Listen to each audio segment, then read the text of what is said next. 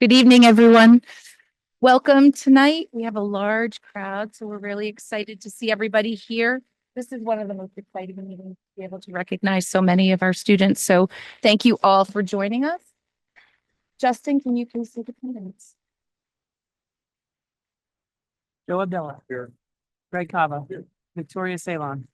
Stephanie Coleman. Angela Macurillo. Alex McNaughton. Justin Ongley here. Jen Pody here. Jane Sargent. Pete Tagley. Mary Weber. Christine Weidig. Dr. Rodriguez is going to present our students.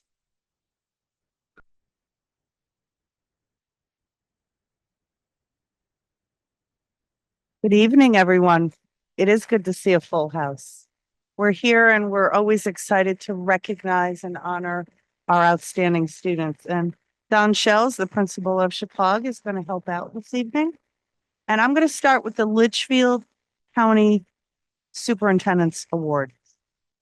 So just so you know a little bit about the award, the Litchfield County Superintendent's Award recognizes all of those students with academic excellence, as well as contributions to the community, the entire school community. And we have lots of students like this, but we're here to honor those that receive the award. And students, just so you know how this works this evening, you're going to come on up. I'm going to shake your hand. We're going to hand you a plaque, and then just stand here for a moment while I read a blurb about how awesome you really are. So let's start with Samantha Rue, Booth Free School.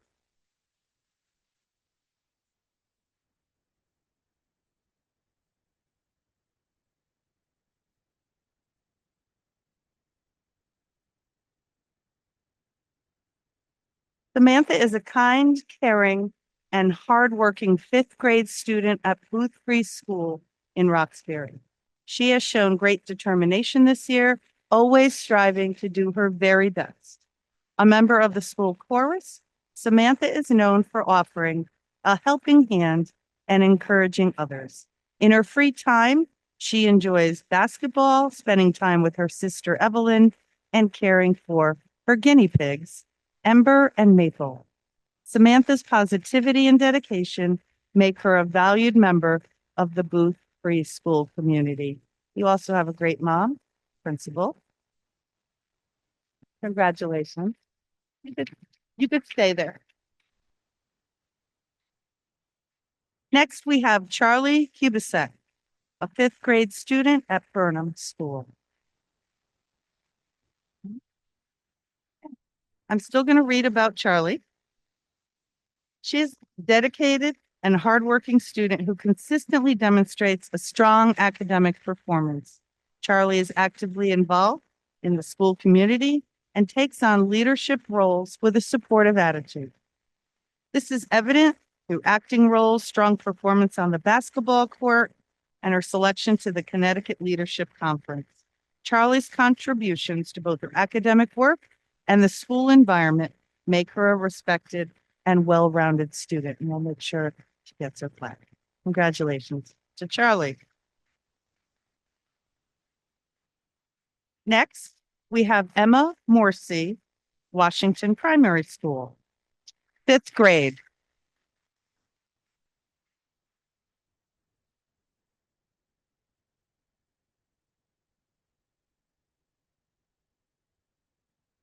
Emma is an exceptionally kind and hardworking fifth grade student at Washington Primary, whose talents shine whether she is working alone or as part of a team.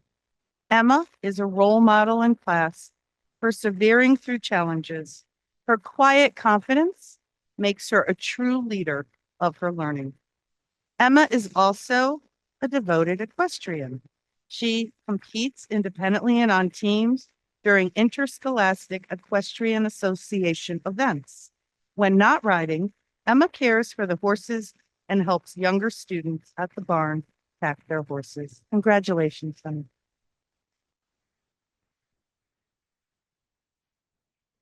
And next we have Rin Hutchings, Chippewa Valley School, a senior.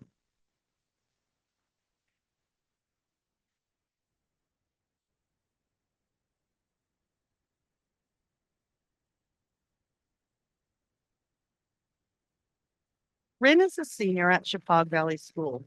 She has been a fixture in the theater department for 4 years, where they discovered the perfect blend of creativity and technical skill in the lighting department. Leadership is combined with love of storytelling has been felt and enjoyed by the entire community. Rin will be taking this passion to the next level at the University of North Carolina School of the Arts, where they will study design and production in lighting design. Good job.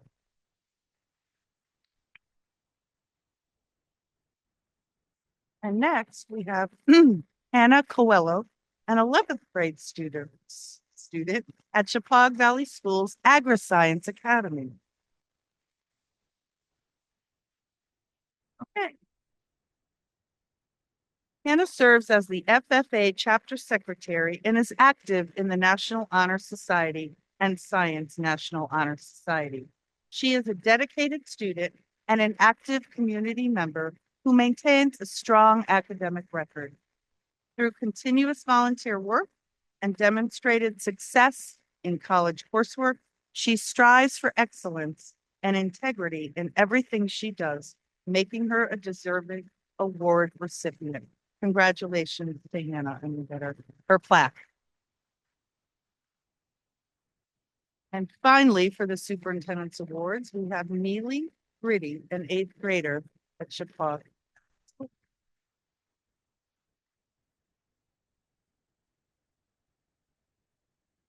Neely is a role model and a leader. She joined the Spartan Ambassadors in 7th grade, growing into a strong and exceptional leader. Beyond that, she has been an active student council member throughout middle school.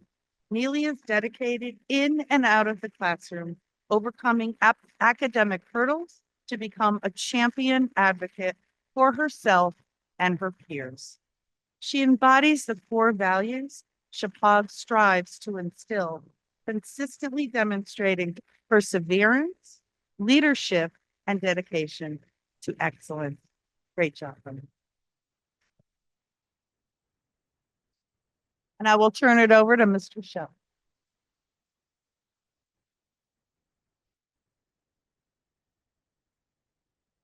Good evening, everyone. This is one of the happiest nights of the year. So that award, that impressive award, was sponsored by the Connecticut Association of Public School Superintendents. The one that I'm about to comment on is from the Connecticut Association of Boards of Education.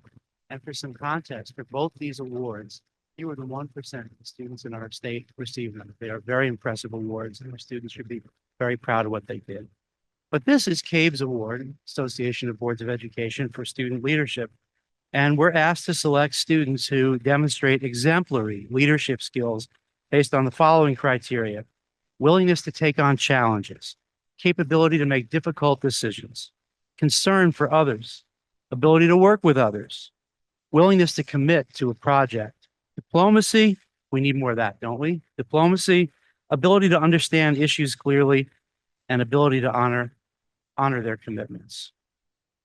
So the award winners this year, first for grade 8 is Steve Risolo. Stevie.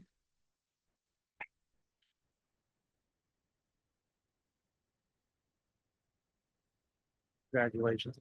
Stevie exemplifies dedication and perseverance, consistently revising her work to improve and refine her skills. With a strong work ethic, she approaches every task with determination and focus. A quiet leader, Stevie leads by example, always doing the right thing and maintaining high standards in all she does. Her consistency in producing quality work makes her a valuable team member, contributing with class and grace. Whether working independently or collaboratively, Stevie's commitment to excellence and integrity sets her apart. Congratulations.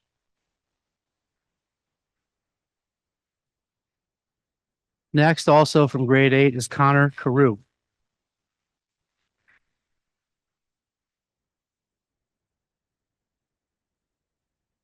Connor Carew is a dedicated and hardworking student who consistently strives for excellence.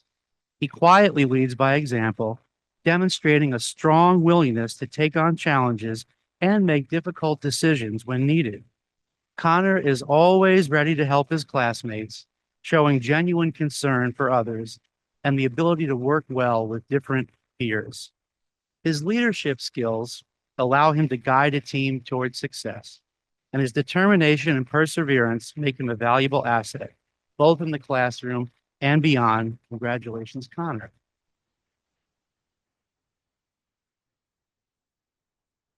And now for grade 12, we have first Peyton King.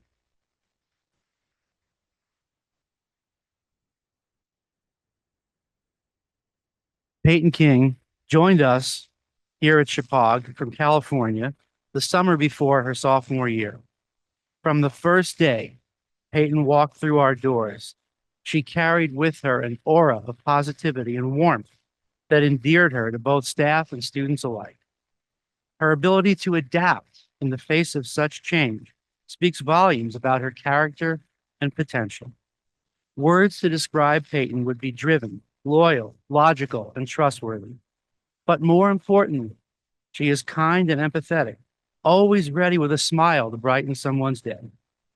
Peyton brings a quiet confidence and leadership to things like the National Honor Society and the Math Honor Society, where she tutors younger students.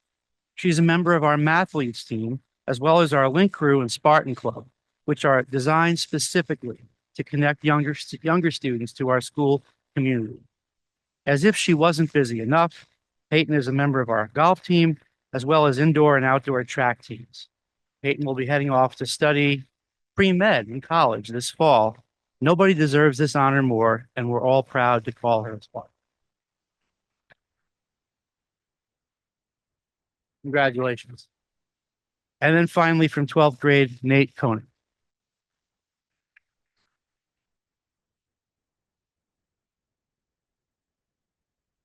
Congratulations, Nate. Nate is a young man who effortlessly blends academic skill with an infectious sense of humor. From the moment you meet Nate, it's clear that he possesses an innate curiosity and a desire to challenge himself. He's one of our top students who is always looking to push himself with multiple AP and honors classes. What helps him stand apart, however, is his ability to weave humor into classroom conversations and transform them in our classrooms into spaces of deep thought and laughter, a rare gift that enriches the learning experience for everyone involved. Nate shares his talents as a member of the National Honor Society, where he also tutors our younger students and has helped with many successful blood drives here at school. I faint when I give blood, Nate. I'm glad you're on that. I'm going to pass the torch to you on that, okay, going forward. He's also a member of the Link Crew, again, whose mission is to connect incoming freshmen with upperclassmen in hopes of creating valuable connections in the school community. Nate spends the rest of what's left of his free time as a member of our track teams. We look forward to hearing about all of Nate's adventures after graduation from Chippewa. You better stay in touch. Congratulations, Nate, on this well-deserved accomplishment.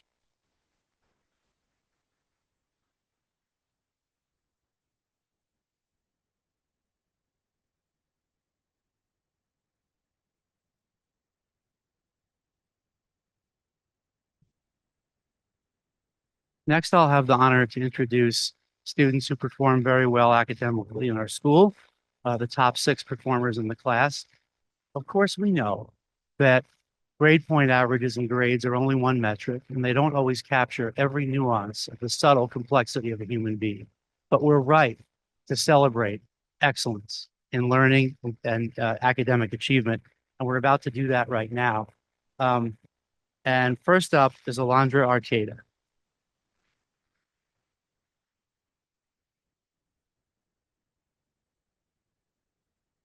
Alondra is a truly outstanding student whose achievements and character set her apart.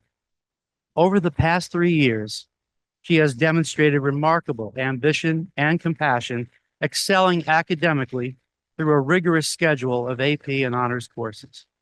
Her dedication was recognized with the prestigious Brandeis Book Award, honoring her commitment to both intellectual inquiry and social justice. That's a winning combination. Beyond the classroom, Alondra is a vibrant presence in our community. She shines on stage in her church's musicals, and her teamwork skills have contributed to her field hockey team's Berkshire League tournament victory. As an active model UN participant, she has developed strong skills in debate and diplomacy. Her leadership also extends to service. As president of Simply Smiles, she raises funds for an orphanage in Mexico, and she's promoted inclusivity through the Anti-Defamation League and Leo Club. For her senior project, she is raising cultural awareness, a cause close to her heart. Alondra aspires to a career in business and will undoubtedly continue to inspire those around her. Congratulations.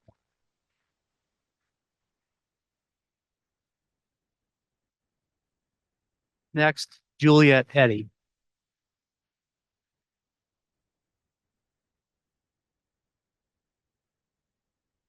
And Ms. Eddy is the salutatorian for her class.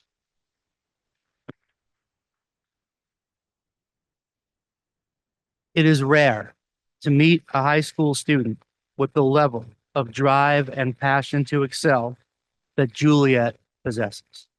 She is curious, adventurous, and has a ferocity for learning and an eagerness to push beyond what is expected. In the best of ways, success is a necessity for Juliet. It is with this clarity of mind that she heads to the college level, and we imagine that her educational journey will experience no boundaries. Juliet is not afraid of taking chances and stretching herself if she knows it will expand her mind and ultimately her life. She is a member of the field hockey and tennis teams, a class officer, a participant in Model UN, as well as a member of the Math, Science, and National Honor Societies. She was the 2024 recipient of the UPenn Book Award. To top it off, she's an accomplished pianist who spends many hours a week honing her talent. And she plans to continue her education at Salve Regina University, where she will study nursing. Good for you and congratulations.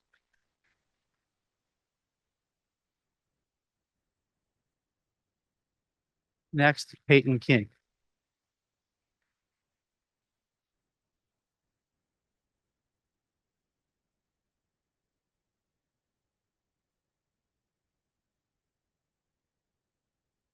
And Peyton is her class's valedictorian.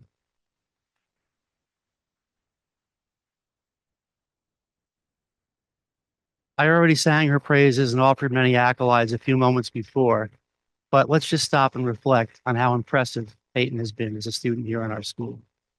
She came here new to us. She was not daunted. She embraced challenge.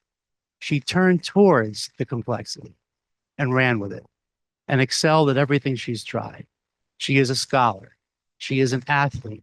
She is an empath. She is concerned about others. She exemplifies and personifies that poster I have on the wall in my office if you want to come see. It's a quotation from Nelson Mandela. I love quoting it, and it says, "A good head and a good heart are always a formidable combination." And in this young lady, we see that combination in spades. We couldn't be more proud. Congratulations.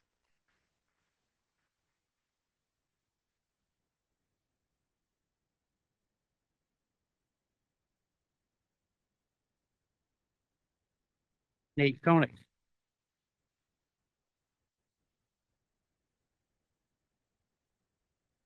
Some of them are up here so much, I'm confusing myself.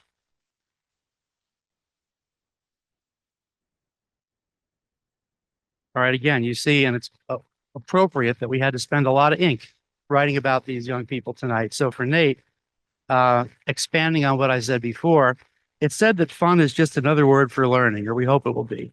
And it's noted by this author as well, who also knows Nate, that he's a young man who effortlessly blends academic skill with that sense of humor that we talked about, and an innate curiosity and a desire to challenge himself all over the inside and outside of the classroom. Yes, one of our top students. You can tell that by his transcript. I can probably also tell you a few things that you couldn't see on his transcript. That for Nate, learning isn't just about an achievement or a number on the scorecard, even though that's what got him here tonight. It's about understanding something about the mystery of our existence and understanding something about making meaning out of the world. and using those serendipities to help the rest of us forward. So thank you for being all those things, Nate, and congratulations to you.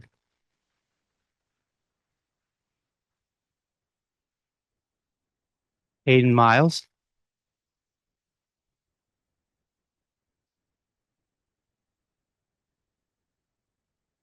Special shout out. Hayden's in my advisory. I'm not saying I had anything to do with this tonight, but they get embarrassed when I announce that. Hayden is a young lady who is trustworthy, motivated, hardworking, and persistent. But more importantly, she is brave, strong, confident, and ready to move on and pursue her academic career at the next level. Hayden is a top-tier student, excelling across a demanding array of advanced placement courses, including AP Spanish, which she embraced not only as an academic pursuit, but as a bridge to connect with other cultures. Her dedication to mastering the Spanish language is not just about achieving fluency. It's a testament to her belief in the power of communication to foster understanding and build bridges between people. Hayden is a member of the soccer team, as well as indoor and outdoor track. She's a member of the National Honor Society, participates in the Morgan's Message Club, which promotes mental health among athletes. She was the 2024 recipient of the Endicott Book Award. Hayden will be attending Northeastern University, where she will be studying criminal justice and political science. Congratulations.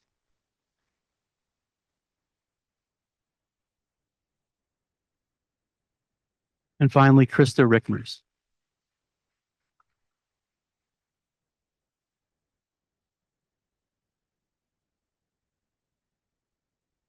Krista's tenacity and charisma are a testament to her character and her engagement in a variety of extracurricular activities. And these all illustrate and prove her to be a well-rounded and dynamic individual. For example, her participation in Model United Nations and her position as Student Council President exemplify her initiative and leadership skills. Krista's academic achievements are truly remarkable. She has consistently challenged herself with a rigorous course load while balancing her responsibilities in various clubs, teams, and other activities. Additionally, she's a member of the National Honor Society and Tri-Am Music Society and the 2024 Brown University Book Award recipient. Her intellectual curiosity and eagerness to learn are qualities that will undoubtedly benefit her in the college environment. She approaches challenges with a positive mindset and unwavering determination to succeed. Krista will be attending the University of Rhode Island in the fall, where she will study secondary education. Congratulations, Krista, and to all our fine students.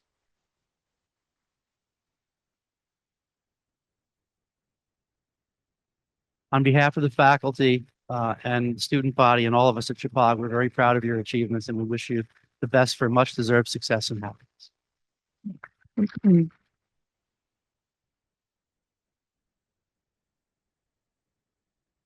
Turn it over to Mrs. Cody for a short break. Yes, just take a short break to congratulate all of these wonderful students in person. So there's cookies and refreshments behind us. So let's take a few moments.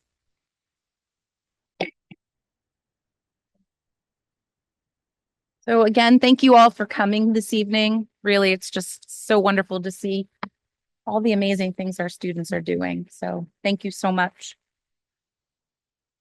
Moving on now to public comment on agenda items. Is there anybody who would like to say anything?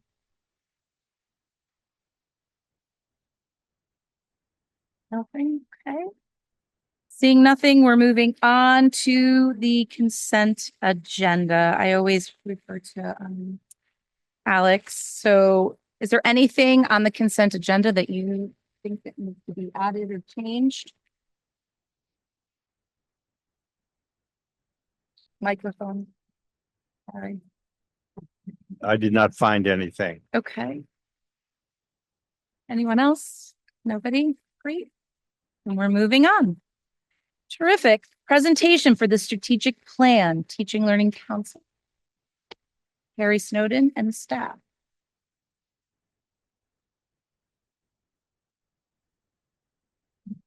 Good evening, everybody. Thanks so much for giving us this opportunity to talk to you a little bit about the terrific work that the Teaching and Learning Council has done this year to make progress towards many of the goals on the strategic plan.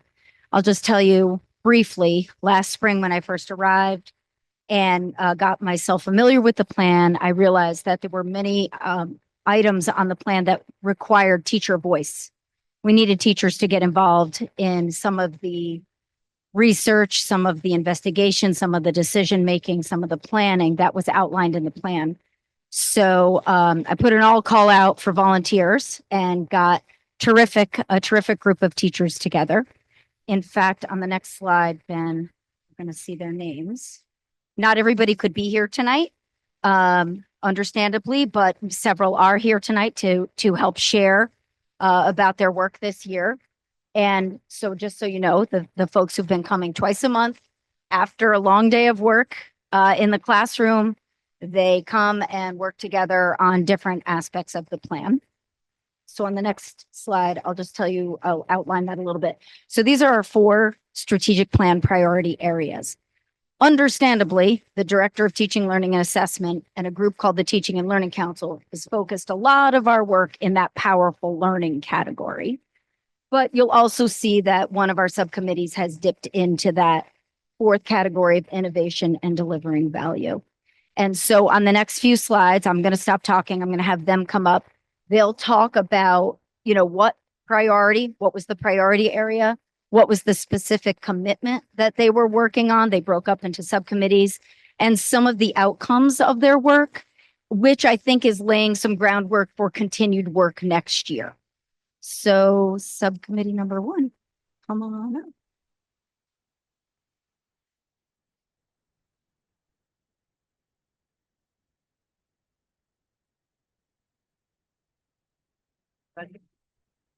My name is Linda McMillan, and I'm part of the group that worked on the powerful learning. Our commitment was to establish a deep understanding of teaching and learning committed to engaging students, promoting personalized learning, and supporting high academic achievement. So what we did is we took it upon ourselves to information. We developed and distributed a survey to all the Region 12 educators, requesting that they review a list of educational practices and indicate the top 5 they understand well, the top 5 they currently implement in their classrooms, and the top 5 they are interested in learning more about. We gave them 27 options, so it was a lot to read through, and they did a wonderful job of that.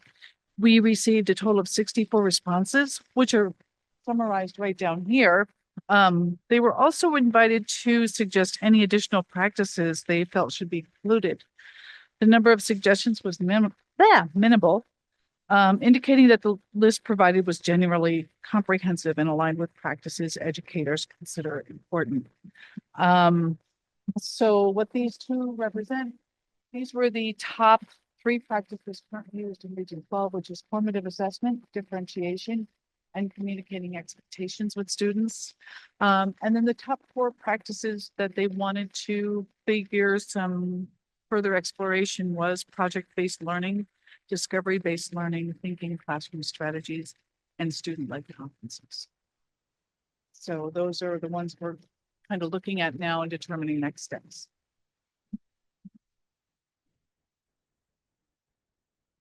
I think that this work is sort of getting us started on coming together around some guiding documentation for our current and future teachers around the teaching practices we use, and also helping us decide where we might want to direct some professional development time and funds into some of the practices that teachers are interested in learning more about. So we're just sort of starting this process, but we got a good start by gathering the information from the staff. All right, subcommittee number 2, come on down.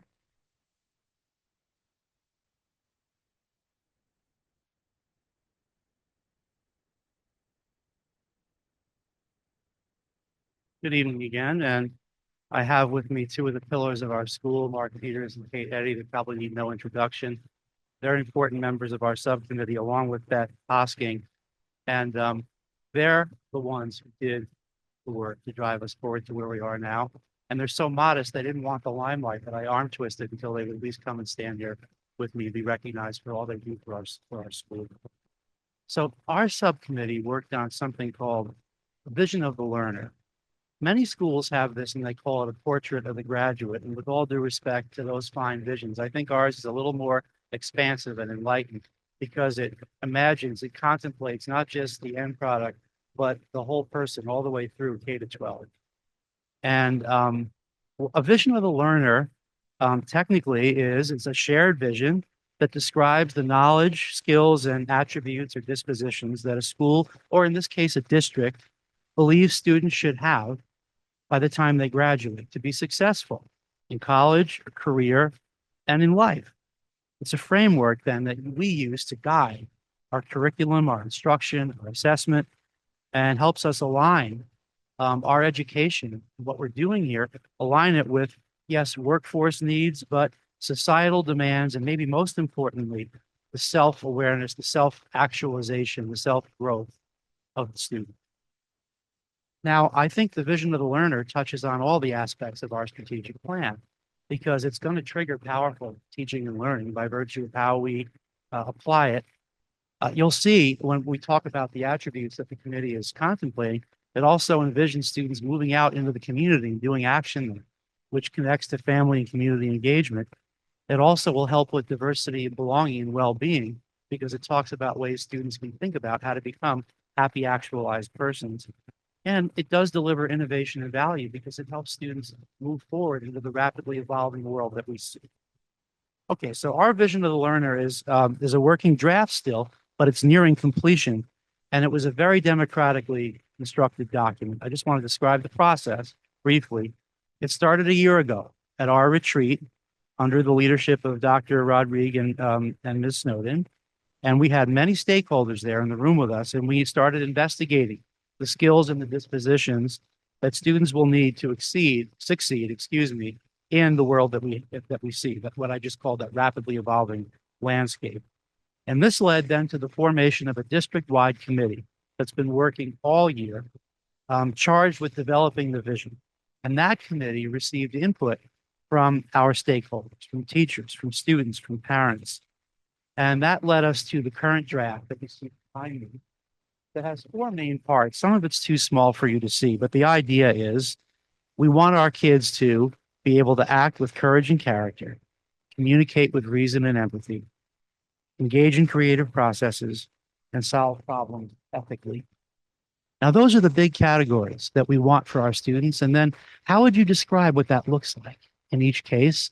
And that became the work, very inclusive work of all of our stakeholders. They all got teachers, students, parents got the big ideas, the big concepts, and then we're asked to write in potential descriptions for what it would look like and how we could measure it. All that information was tabulated, and it led to the draft that you see before you right now. And I couldn't be prouder of the process. Everybody was involved. Everybody was included. And I don't think with a project this big, with as many stakeholders as we have, you get unanimity, but you can get consensus, and we're building it. And I think it's going to be good for our kids. Thank you.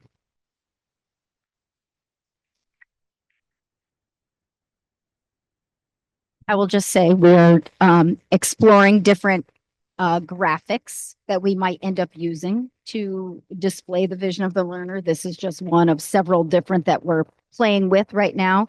I think the plan for the vision of the learner next year is really to roll it out with just the adults. We need our adults to wrap their heads around this and do some work with how we're going to embed this in the curriculum, how we're going to have students reflect and self-assess on some of these skills and dispositions. So you probably are not going to see, one of those posters next year, but I think the year after, then you'll start seeing it sort of out and about as we do more work with it as a team of adults. So don't expect to see that graphic. I'm sure it'll evolve over time, but we're just playing around with some different ideas. All right, next subcommittee, come on down, subcommittee 3.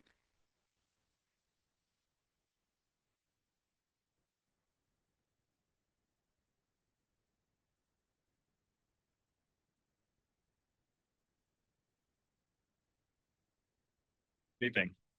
My name is Chris Testani. I'm a fifth grade teacher at Burnham School. I'm joined by Dr. Emily Rue and Sue Ubaldi. We're also missing tonight Rita Gregory and BJ Hospital.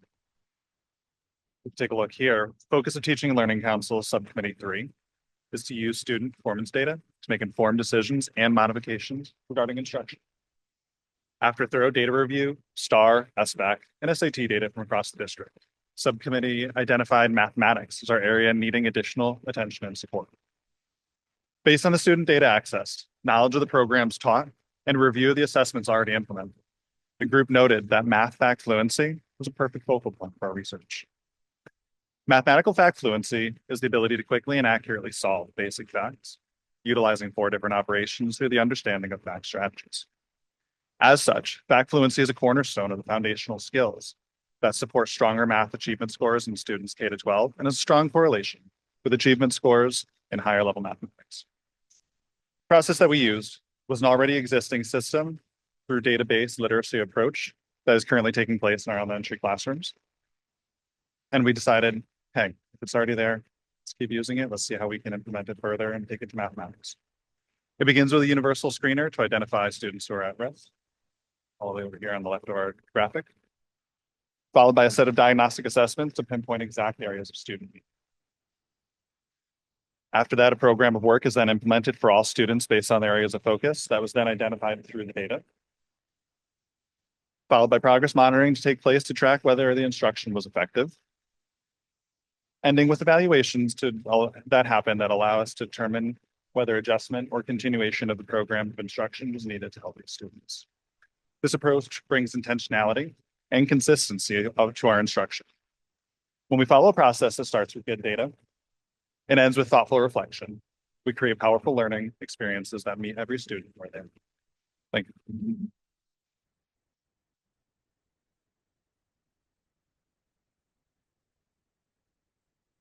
And once again, you can see how a plan has been formulated that will continue, the work will continue next year. That subcommittee happened to be heavy on elementary staff. And so it's very appropriate that their work has focused there. Another step we are planning for next year is to bring this up into middle school and talk to some of the middle school math teachers about the impacts of fact fluency and how some of the work that we might be doing in elementary could trickle up if needed. You know, that's the next step, I think, in the conversation. Okay, and our final subcommittee of the night, subcommittee number 4, it's going to come on down. They're the ones who dipped into that innovation priority area. Good evening. I'm Liz Blum. I'm a teacher at Chippewa. And in our group, we had Amy Testani, Mary Ann Marr, and Ed Belinsky. So ours was innovation and delivering value. Our commitment was commitment 1, create a system of continuous improvement. And with this, we wanted to investigate new creative instructional strategies to deepen student engagement in the classroom. As Liz said, I'm Amy Testani. I'm the 5th grade teacher at Booth Free School. We divided our work into 3 parts. Inter-district collaboration was one that I personally was very excited about. This year we had the Primary Partners program. 4th and 5th graders have been coming up to Chippewa throughout the year. And as we've been coming up, it's been more and more of students leading our elementary students. And Marianne and I kind of took that to the next level, that she came down with some of her Math Honor Society students and a couple almost Math Honor Society students as well. I want to make sure they were all recognized. And we worked together collaboratively on a math project. It was more of just a pilot to see how it would work, the logistics of it. Would 5th graders be responsive to high schoolers? Is it going to be that they're a little too scary? And it was beautiful. They worked together on a project that they had $1 million, and they had to look up real data as to the cost of a building. Maybe they wanted to start a business. How much are buildings going for it? They were flabbergasted that $1 million didn't always get them the building they wanted. So to just give them some real life perspective on that. I also have done a little bit of it within Booth Free School. I had front loaded some information to my 5th graders, telling them they were then in charge of teaching the kindergartners. And then we went down to the kindergarten classroom, and the 5th graders were in charge of then teaching the kindergartners how to do just some very basic arts and crafts things, but also developing that social within our district. We're so small, but we're so powerful. And to really build that, that collaboration that is there, and there's so much potential. So that's what we want to move forward with. Yeah. Thank you. Amy's very humble. She actually put the whole project together, including the rubric, the instructions for the students, and shared it with Chris to work with his Burnham students, which we went there. And on Wednesday, we are going to Washington Primary School to do the same thing. But I thank you, Amy, for putting that all together. And that's going across all the schools. I have to tell you, and then I'm going to get into mine, but on the bus ride back with this, I had juniors and seniors. And normally, if they have an opportunity to get on their phone, guess what they're going to do? They did not get on their phone. They were talking about this experience the whole way back to Chicago from both schools. And I think that was a really big hit. And as you can see, there's a couple of pictures here, both from Burnham and from Booth. And there's, right, Sam and Sunny, they did their presentation, $1 million. And they all just look equally excited. So for high schoolers to go back and be able to give back like that, and we didn't know how it would go, right? But they were very, very excited and want them to come back. So the second initiative that we looked at, we had many, and we had to boil it down to just 3, is creating, this is a Carrie Snowden coined phrase, a digital library of human resources. So I've talked to many people, we were talking about that, Mary, and just to say, we have like so many contacts and resources in this region, extended not just within the region, but all of us have a far reach. And if we could reach out and put together some sort of digital database that both students and teachers, members of the community can access, that would be a great thing. And there are many uses that are listed here. Senior project TAs is one example, guest speakers in classes. This is an example of a career panel that I did a few years ago. That's Frizo Herman's daughter who came in on a career panel. I had students organizing it, some parents there. She works for Google in California. She was able to come in. And we want to do more of those things because this is a Don phrase, but local roots and global reach. There's no reason that we can't be reaching out all over the world to our students. So the main thing that we have to try to do when we're putting this together and using this in many different ways, I said career panels and potential internships, is to try to get a structure to it, try to get a framework for it. We have to obviously vet these resources. We don't necessarily want our students just going and calling people that somebody says, oh, this is a good person to contact. We have to make sure that those are good people. But all of us in the room, I'm sure you can think of many people you would want to add to that can help our students and help our teachers. And Ed's going to come up and talk about the last initiative, but I also see some of those resources being able to help in some of these classes that we're looking to add. So that's an initiative that we're going to really be focusing on for next year as well and beyond. Ed? Yeah, community involvement is always, I think, a cornerstone of all educational systems. I'm going to be talking about interdisciplinary learning within the school. And I think that's really important. I know that's not a new idea. It doesn't sound innovative. But what we're thinking is more of a larger scale, smaller scale, and then distribution throughout the whole district. One of the ideas that we're thinking of is maybe going as big as adding some new courses. I know that my students and a lot of our students feel that you learn math in math class, you learn English in English class, and so forth. It's all intertwined. As an agri-science, I teach mechanics and engineering, and kids are always surprised that we do chemistry and welding. We do physics and electrical. We do trigonometry and construction. All these concepts are really intertwined. I think there's a lot of opportunities within Chicago School and the district to really tie a lot of this together. One idea or a couple ideas that we have for full semester long classes that we find that we have need in the math department. One idea that we have is math for the trades. Try to bring some of the more concept math into maybe some students who are interested in going into the trades or learning some of the basics that you can use in real life. We can draw into that class. And then beyond that, maybe math and society. And I know we can talk a little bit more about that you found. But I think that it could be mixed in. And those are the one big ideas that maybe we can develop whole curriculums for. But what we're really thinking is, why do we have to stop there? Maybe other different disciplines, different subject areas can get together, to teach units together, to teach classes together, to somehow tie students in and let them know that what they're learning in certain classes is very important because it maybe ties into another thing or ties into another thing that they're interested in. So we want to look at a lot more opportunities as far as bringing everything together and bringing their education to a full circle. Thank you.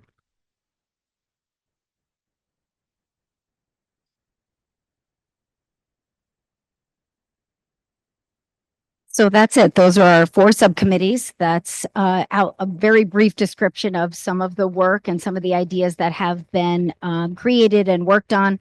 You can see how the work is going to continue next year. And I just want to thank them for all the hard work and all the creativity that they have put into these ideas that will further be developed next year, all because the strategic plan, got it started. So thanks to all of them, and thanks for being a great audience.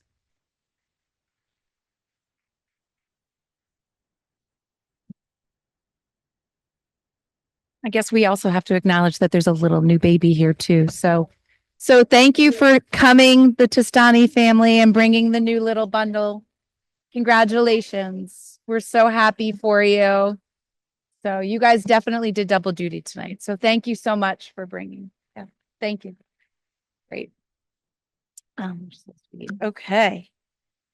So much exciting stuff, Carrie. Thank you for all of your hard work too. It's really been amazing to kind of watch it all unfold, from the beginning, the infancy to where we are now. And it's really exciting. So I'm really excited. It's really great. So thank you. Really great. Okay, moving on to the board chair's report, which would be mine, I guess. I'm not going to say much tonight just because I think that we've been here for quite a while. I don't think we did the budget. So I don't think we did that, but I guess we are just happy that the budget passed.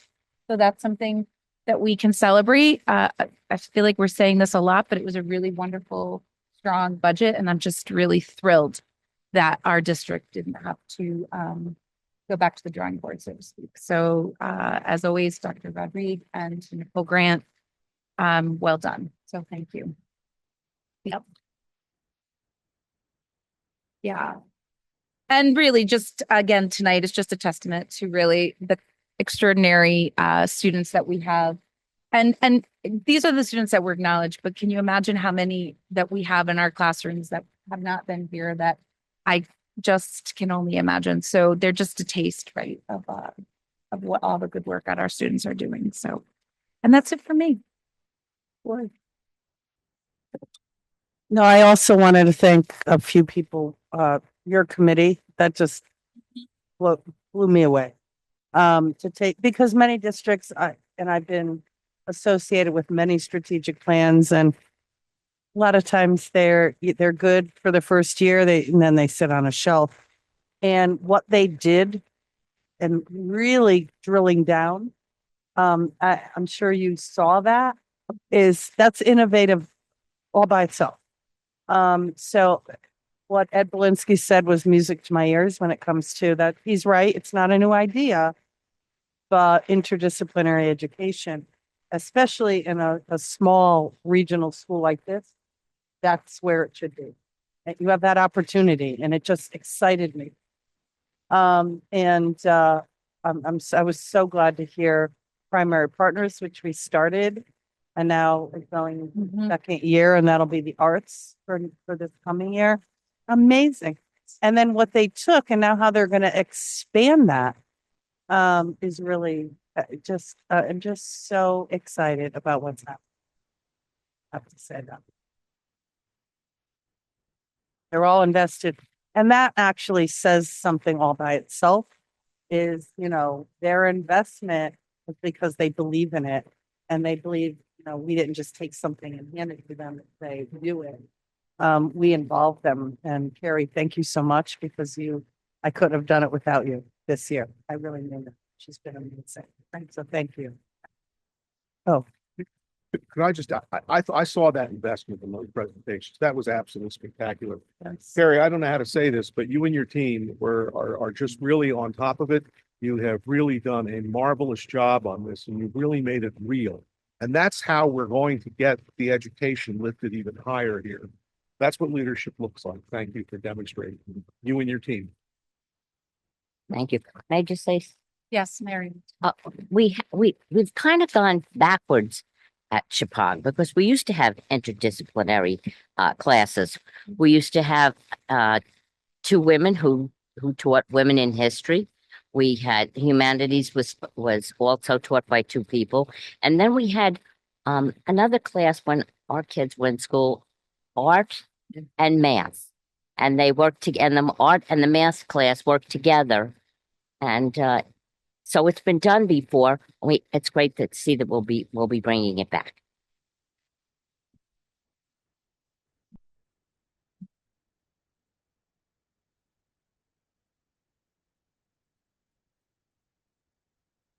This was one of them.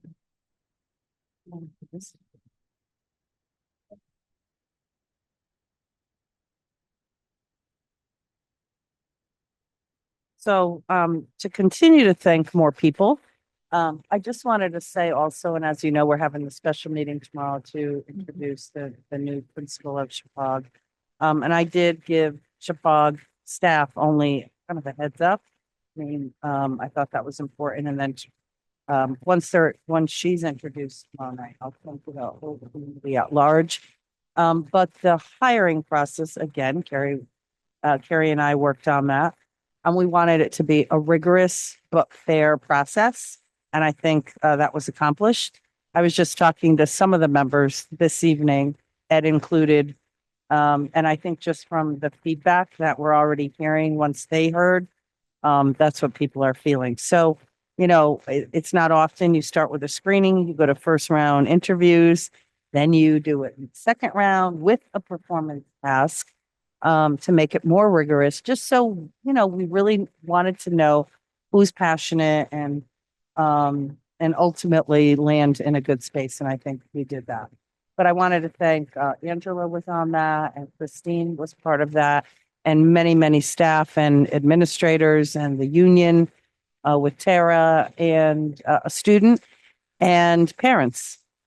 So it was really I think a phenomenal process. And I've had a motto my whole career. People actually say it back to me all the time. We know, trust the process.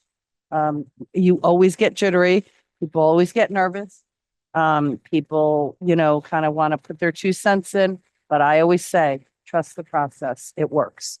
For the most part, it really does. And they really were thoughtful. I sat in, obviously, Don and I sat in what would be the third round, if you count the screening.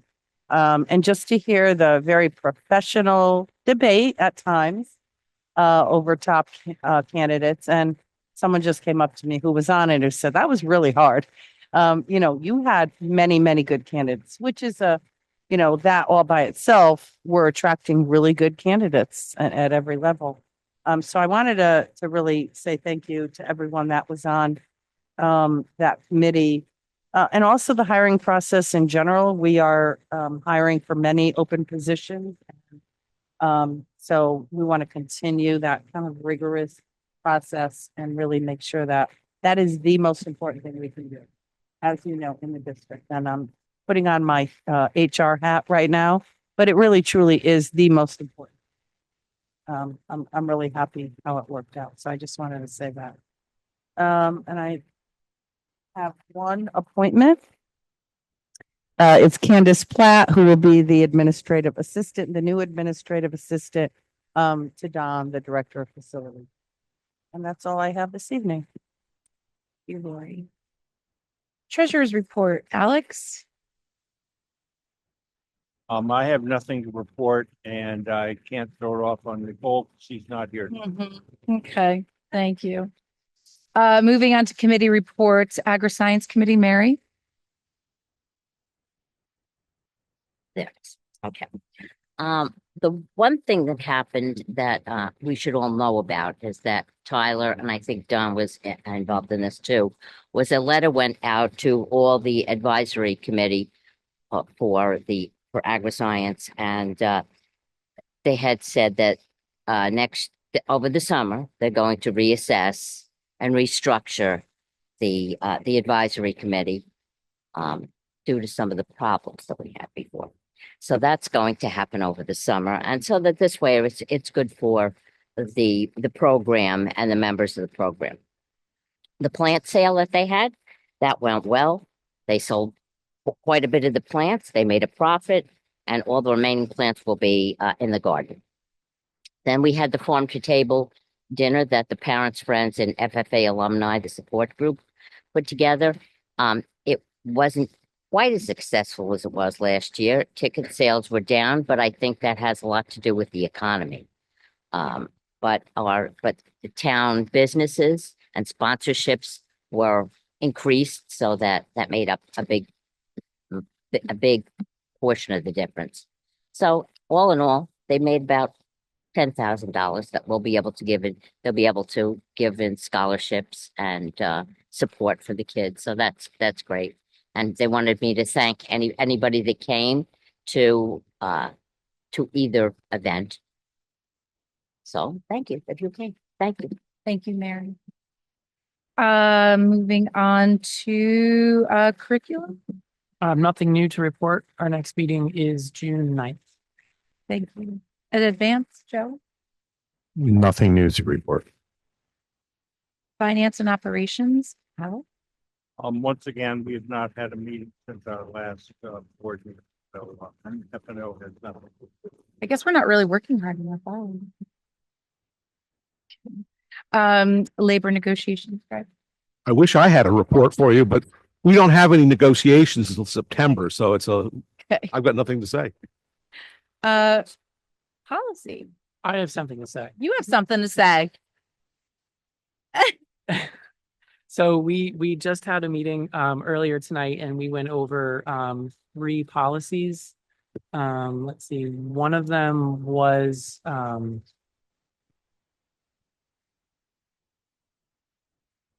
challenging books. I wanted to say book. Louise.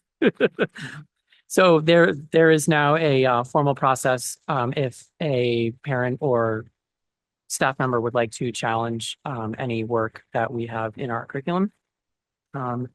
Another one was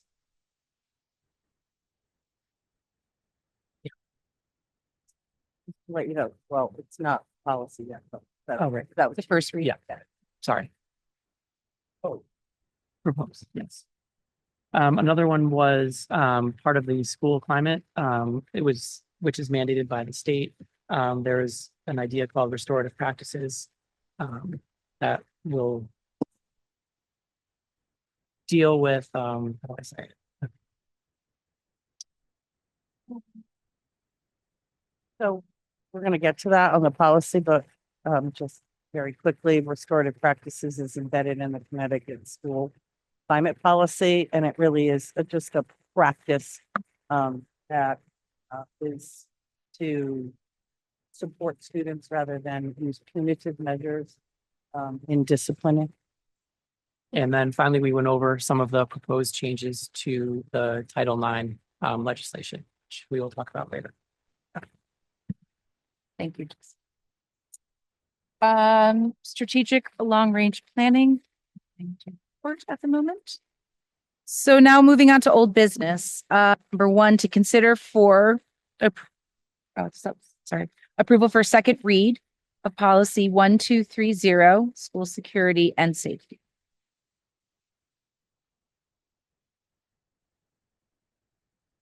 Everybody has a copy of it? Yes, second read.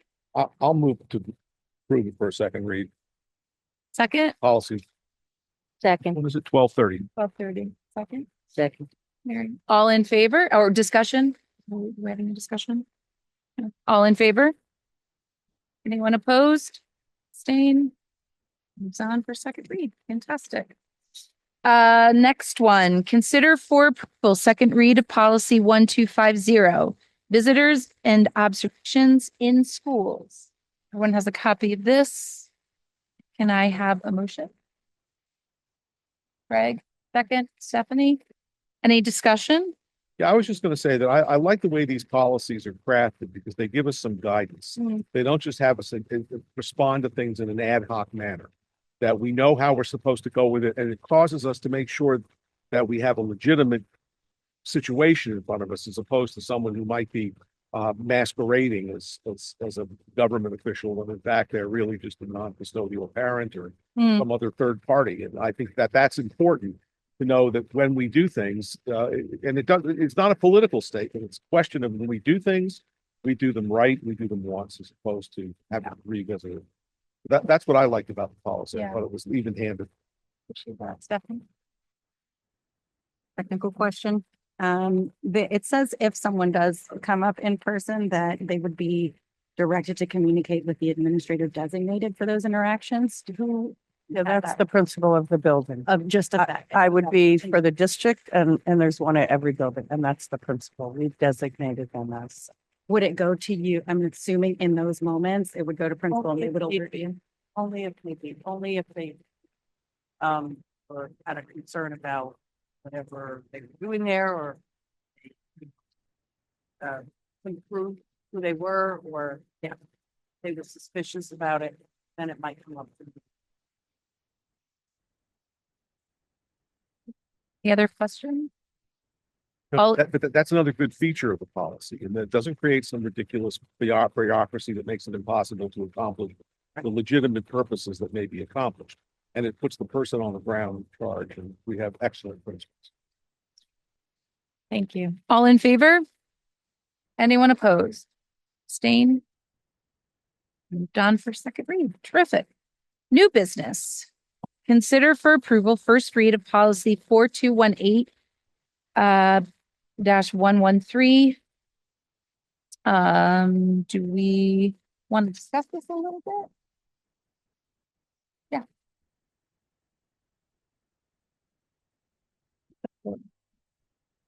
Or 218. So in our committee meeting today, we talked about some of these changes to Title IX, and basically they stem from the Kentucky Supreme Court ruled that the 2024 version of Title IX was vacated, and that version, the 2024 version, tried to expand the definition of sex to include gender identity and to provide more protection for students who experience harassment or discrimination based on gender identity or sexual orientation. The 2020 version of Title IX, the one that we have to go back to, does not protect individuals from discrimination and harassment on the basis of gender identity and sexual orientation. However, Connecticut does provide some of these protections. So if you look at 5145.5, the red line version, kind of like right in the middle of that first paragraph, shipments changes. Under Connecticut law, discrimination or harassment on the basis of sex includes discrimination or harassment on the basis of gender identity or expression or sexual orientation. This is one for students, and then there's also 4218.113 for personnel under second paragraph. Under Connecticut law in Title VII, discrimination or harassment on the basis of sex includes discrimination or harassment on the basis of gender identity or sexual orientation. So to some, even though federal law says no, Connecticut says yes, we can protect them.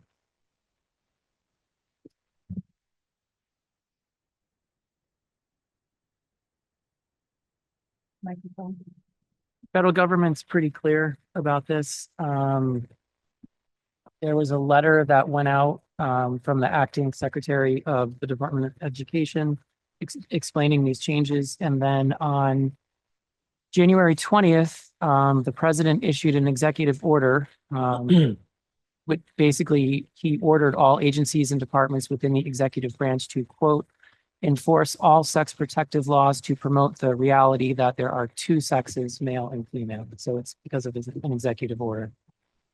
But you see, that's at the federal level. And so what the federal government did is it went back to the 2020 version. So it removed the protections that had been added in 2024. And I believe that if I'm not mistaken, I think the administration said that education should be handled as a state matter. And so Connecticut law provides protection for these classes, and therefore we are obligated under Connecticut law to do it. I personally think it's a good idea to do it, but So were we gonna just talk about all of them and then we can just make a motion to do one each separately? I think that's probably that, yeah. So we just went through 4218-113, and then we just talked about 5145-5, right? We talked about personnel and students. So then now let's move on to 5144-12. Challenging behavior prevention.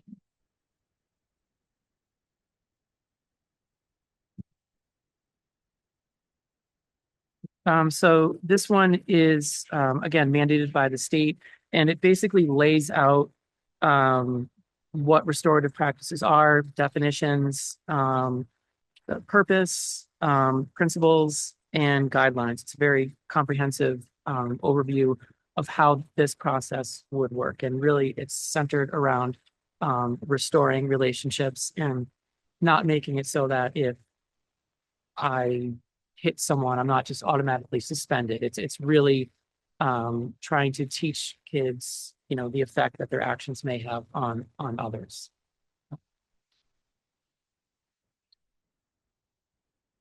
And it was a part of the Connecticut, right, climate policy that we adopted. But they mandated that we had to adopt this particular policy as well. So it's mandatory that we adopt this policy. Yes. So can you just explain it again to me? So if I'm a student and I hit somebody, right now, I would be suspended or no. So are you saying now that that there's going to be a different policy? I'm not understanding what. I'm gonna have an administrator handle this one. Yeah. No, I'm just. Yeah. I'd like. So first of all, we've had many people trained already. And so restorative practices, even though it's a kind of a new language, I can tell you, I think I was sharing with the committee, we did this way back when with what we called restitution. They change, how that goes in education. The same thing cycle, but it really is a practice and it's a mind shift and it's a different approach. And honestly, the reason a lot of and it goes back, you can studied it in college, I'm sure, but it goes back to the thinking that it can't just be all zero tolerance. It can't be you did something and you get, here's the consequence right away without really a deep understanding on how I impacted that person. That does not mean there are no rules. There's always that misnomer. Does not mean there's no expectations. It doesn't mean there are also I call them non-negotiables. Everybody has different language for it, for violence or things there is no, you can still work and support, but that's very different. Okay. It is a typical reaction when people hear this, right? We had that debate. Same reaction. I wanted you to clarify that because I know that there are people who are going to watch this back. Yes. And say, whoa. Yes. And so in regular terms, explain it in more detail. The other side to make people feel even better, and you really have to learn it first. This is not an overnight staff's going to understand it. The other way to think about it is it's, how you hear about students and you hear about that cycle where they're just the same offenders, same things, right? This keeps happening. And Don will know, he's principal like I was at a high school, repeat offenders on and on. If we just keep doing the same thing and with the same outcome, how are you helping? How are you supporting? There's a missing gap in trying to get students to understand actually what that was. What they did wrong, how they offended, and how they can repair that in the future. So it's much deeper. I will tell you, it takes a lot of time and understanding and training, which I know Carrie and others have planned for those that haven't yet experienced or understand what it is. Yeah.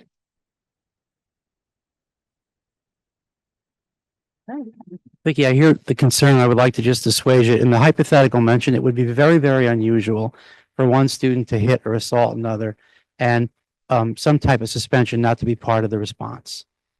But the idea is that that's a necessary part of the response for safety and to deter action and for the school to know that we care about safety. Necessary, but probably not sufficient. So if you have a restorative mindset, you do that and you worry about how is the actor going to be coached and how to make better decisions and how to assess his or her impact on the victim, on understanding what made this happen and how can I build other coping skills that will help me respond in a better way. And how do we restore and make the victim whole after what happened?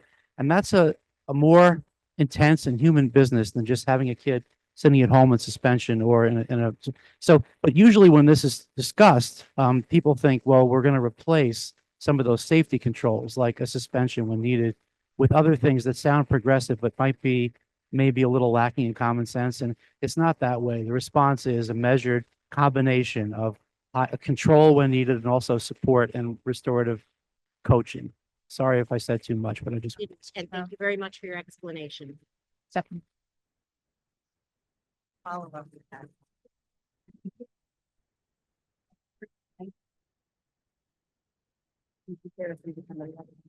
So I think there is, from what I understand, from restorative practices as like, I don't know what to call it, a program or an approach, right? So there are also specific trainings now, like there are programs or curriculum or PD.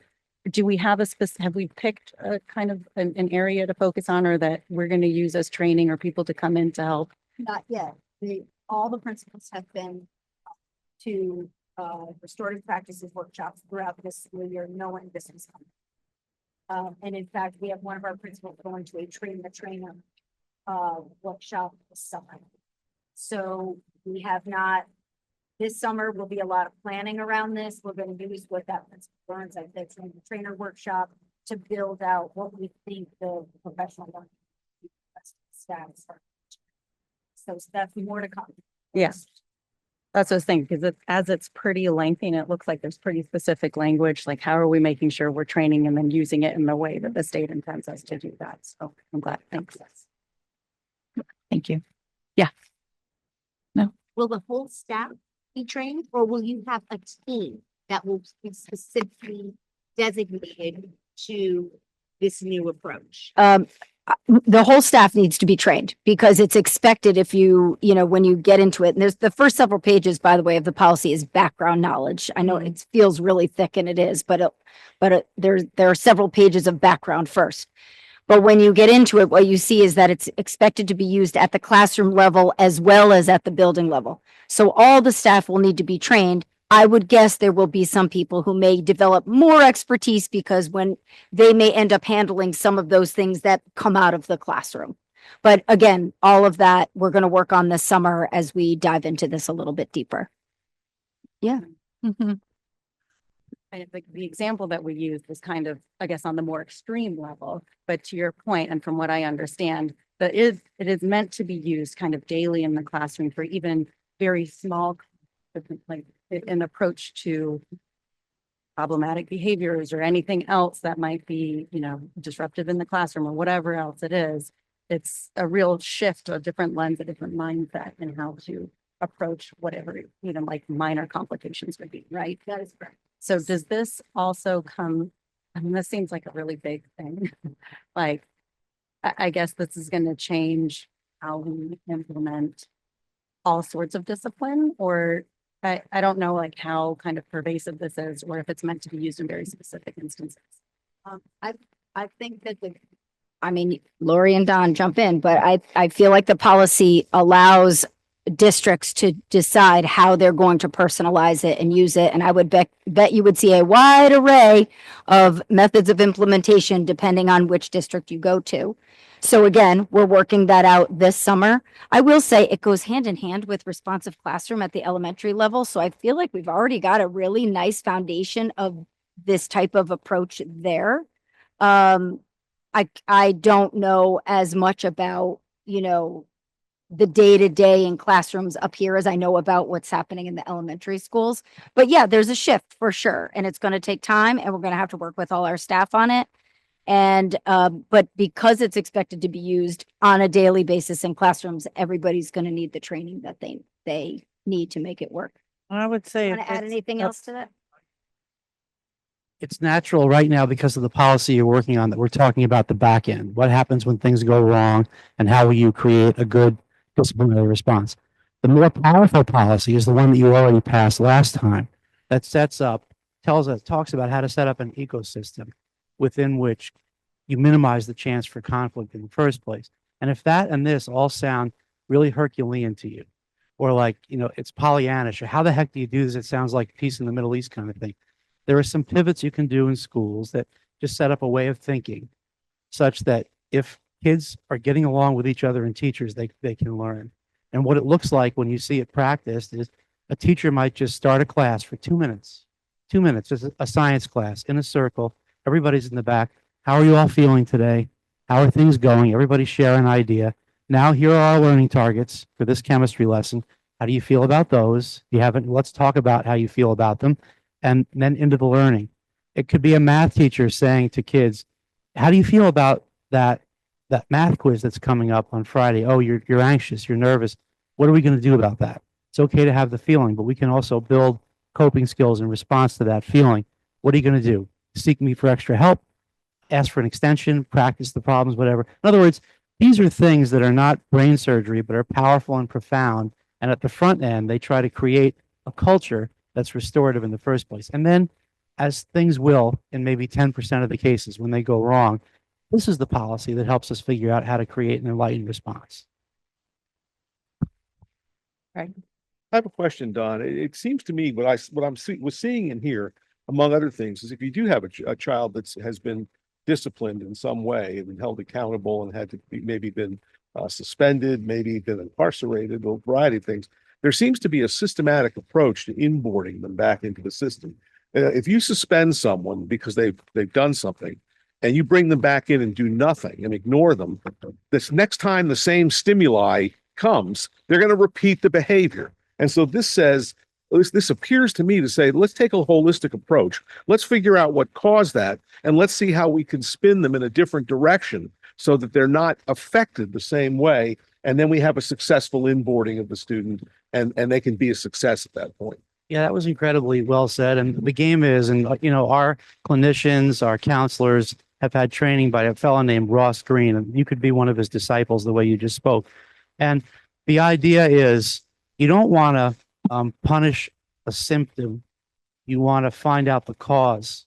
So, you're misbehaving. I'm not going to take your Xbox controller away and lock it up. I'm going to find out what the underlying problem is by talking to you and asking questions and figuring it out. And most of those problems with kids come from what this fella calls either a lagging skill or an unsolved problem. And if you find out what that lagging skill or unsolved problem is, you can often change the behavior in the long run. So if in the case you're describing, there would be a hierarchy of responses that gets the kid suspended and then a reentry plan that brings them back in with those kinds of therapeutic mindsets. I'm talking too much. I'm sorry. I don't mind. You're not. I think you're getting a little too comfortable with that microphone. You're gonna be like, I feel like Freddie Mercury with this thing. what was the game show? Was it the Met? I don't forget it. I forgot it. I was just going to say, Don, if you're successful with this, if this is a successful program, you're definitely going to put Angela out of a job. It's last point, Ross Green. Maybe this is hubris, but he's working with the state of Maine right now in that kind of prevention. And they asked him, how many incarcerations do you think you could prevent? And he said all of them. So we'll see. Yeah.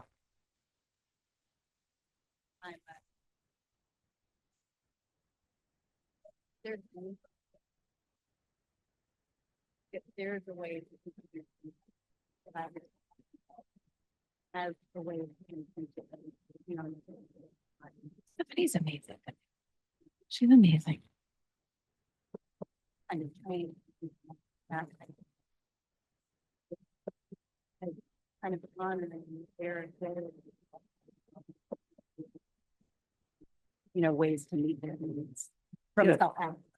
Sure thing. And under the leadership of Ali O'Hara, a lot of our practitioners have studied Lost at School, have gone to see Ross Green. He's a big ticket speaker, but he is worth it. Maybe we could have him here. But the idea of learning how to do that ALSIP, I won't get into that with them, but learning how to implement an ALSIP and peel back the onion with kids so we understand them is the goal. And the last point is the restorative practices thing. It's very important when we talk about it, in my humble opinion, to teachers, that it's not another initiative. It's a way of thinking about how we teach. That's it. It's a way of thinking, believing that relationships and then relevance come before rigor. And if you want to have all three, you have to have the relationships first, then the relevance to the kid, then the rigor will emerge. Okay. Christine. Yeah, just one point. So, I think intuitively this sounds like the way to go. The fact that Lori pointed out it has been done in the past under a different name. I guess what I think would be helpful in the preamble is also including some data around the efficacy of this approach, because there's a lot on, well, what do we mean by restorative practices? But presumably, if we're adopting this, we think it's more effective than whatever disciplinary approach we have right now. And I'm not asking to drag out this conversation by all of you who are knowledgeable about it, telling me how effective it is, but I do think having it in the preamble of the policy would be helpful for all of those that come after us and for the public and parents. I Really think when good we point. were out at the committee, we talked about utilizing data. What I was referring to is that I've worked in other districts that had that years ago. It was a different name. But here, I think you start with the baseline data, what's happening now, how many students are being suspended or what have you. And then you look at, because this hasn't really been operationalized. We really need to make sure every teacher and administrator understands the essence of it, how it works. Understood. I just, No, it's- to make myself great. clear, there must be other schools where it has been employed, and Sure. any data that is out there to support why it is that we're It's a resource. using this. I mean, Yeah. aside from the fact that we Yep. have to, I guess, Well, by the state law, but Yeah, that must mean that Of the course. data is there. And again, I think just, it's a really nice package since I'm not familiar with it, but having some in the background of why we think it will be. Yeah. I agree. That's Great. That's a great suggestion. If we can move on to the first read of the 6220, is that okay? Is that what you were trying to do? For challenges to the education? We haven't approved any of them. We're talking about all of them and then we'll go back and then we'll make a motion. Yeah. So. Yep, we're on that one. Outlines the process. Someone wishes to challenge a work. If you look on the second page, it's got kind of explains the how, like, who would make up the committee, who would explore this challenge and whatnot.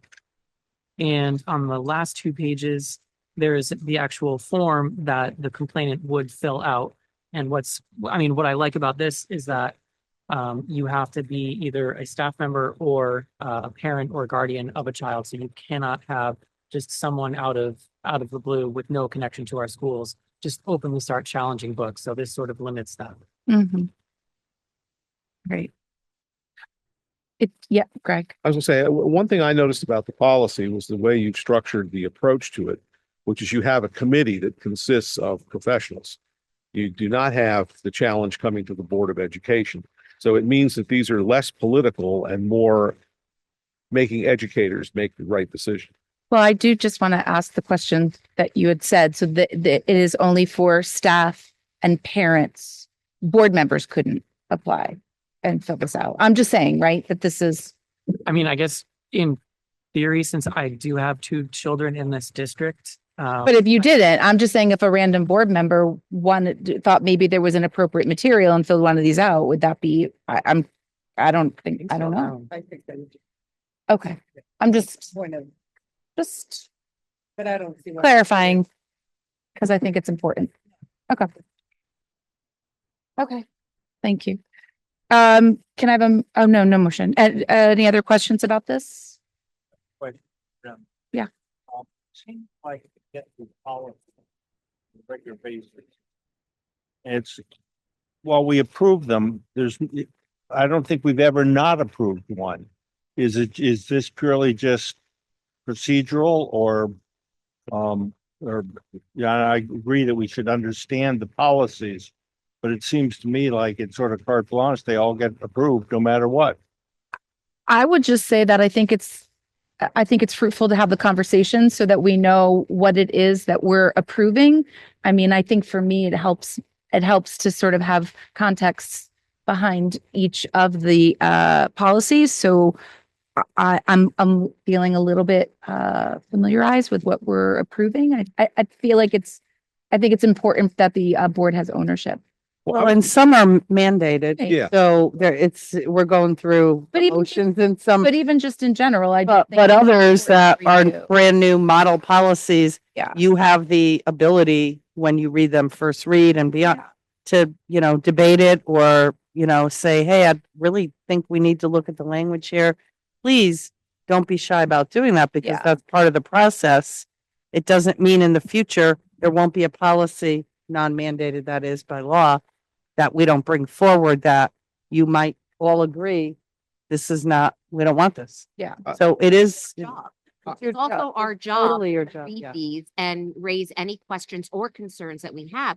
But if it's a law by the state, we don't really have a say in it, but it is our job to read this and bring any concerns to the table, right? I was going to say about 92 out of 100 of these are mandated by state law, or there's been a change in the federal law, and that's why we're dealing with it. So we're not turning them down because we don't have a lot of choice. You can't have a policy that is adverse to federal or state law. But I think on a lot of these policies that Shipman sends, and this is one thing I like about Shipman's policies, they give us options. There are certain things where the law has given us room to maneuver. And that's why we have to pay close attention to it, because when they give us an option, do we take it or do we forego it? And we've done it both ways. We've done both things. We've taken suggestions and ignored suggestions. And so I think that's part of the process that's important. So it's not a complete, blessing it automatically. I think these new policies appear to be designed to, or at least this one that we're talking about now appears to be designed to deal with a potential problem that we have actually encountered. We have had people challenge books, and what we have tried to do in the past is to let the professionals that we've hired to manage the education here make the decision of whether a book's appropriate. The decision of whether a particular book's appropriate is probably best made by the people involved in that policy. And I think there's some parents involved in that as well, if I'm not mistaken. But I think that the idea is that's who you look to make those decisions. It's not a political decision. And it doesn't belong here, because the last thing we would want to do is for us to say, oh, we don't have a problem with it. And there is a problem with it. And it should be dealt with in a different way, or it should be a book that's only read by people of ninth grade or above, or 10th grade or above, or whatever. Age And appropriate. it shouldn't be read by small children or by middle school students.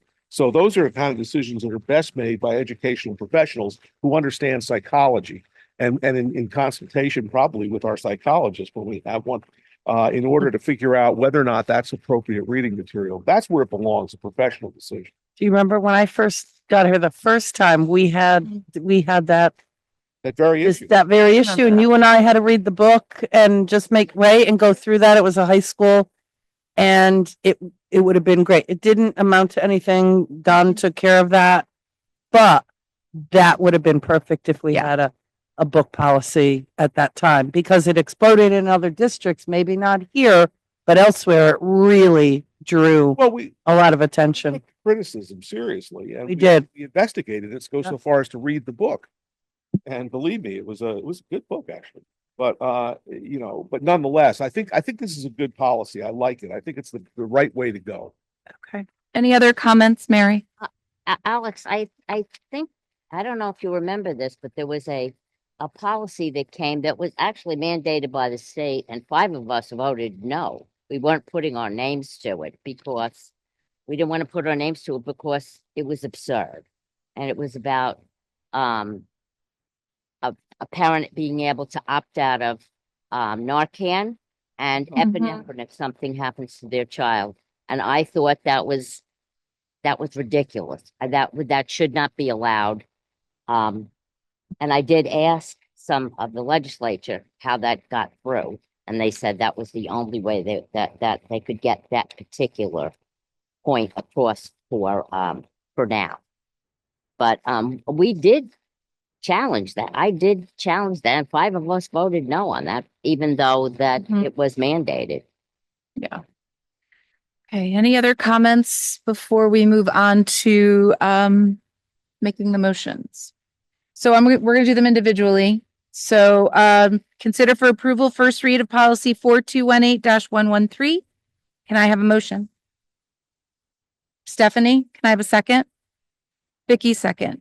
All in favor? Anyone opposed? Abstentions? Moving on. Consider for approval first read of policy 5145-5. Can I have a motion? Greg? Jane, second. All in favor? Anyone opposed? Abstentions? Moving on. Consider for approval first read of policy 5144-12. Can I have a motion? Did I say that wrong? Second. All in favor? Anyone opposed? Abstentions? Final, consider for approval, first read of policy 6220. Can I have a motion? Second? All in favor? Aye. Anyone opposed? Abstentions? Great. Can I have a motion for adjournment? Mary, no. I asked, Wendy Youngblood to send Lori schedule for. It's not ready yet. Oh, okay. Yeah, she replied. Okay. She replied, it's Okay. not ready. And she's gonna not only send it out, but she's gonna send it out to the community as well. So yeah, thank you. Now can I have a motion to adjourn? Thank you. All in favor? Thank you, everybody.